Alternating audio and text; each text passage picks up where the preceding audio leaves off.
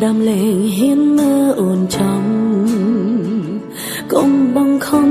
មានរឿងអ្វីនេះឯត្រង់មកបងចាប់ផ្ដើមប្រែស្ងប់ស្ងាត់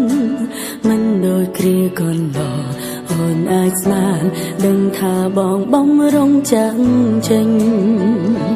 ធ្វើយ៉ាងណាជុំឬនោះគឺបងអ្នកជ្រឹងត្រូវឬខុសដឹងច្បាស់អូនគ្មានសិទ្ធិសម្រេចបើបងយល់ពីអារម្មណ៍អូនពេលនេះតែបន្តិចបងប្រកាន់ជាដឹងអូនឈឺចាប់កម្រិតណាគឺអូនជាអូនដែលត្រូវបាត់បង់រូបមកនឹងអនុស្សាវរីយ៍កន្លងក្បែរបានត្រឹមនេះចូលក្នុងសូរបណ្ដែលបងសន្យានឹងណាកុំដកអូនពេលនេះភាពរីករាយបងកំពុងមានគឺគ្មានរូបអូនគឺអូនជាអូនដែលត្រូវឈឺចាប់រីងរៃអូនគ្មានអន្ទីពលអ្វីអាចខាត់ខាំងបង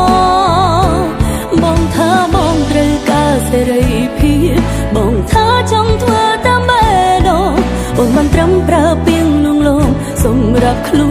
នឯង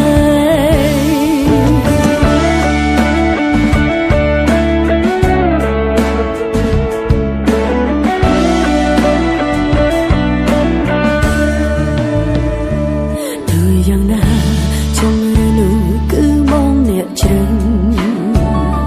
ត្រូវឬខុសដឹងច្បាស់អូនគ្មានសិទ្ធិសម្រេច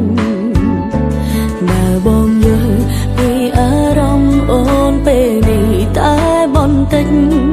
បងប្រកាន់ជាដឹងអូនឈឺចាប់កម្រិត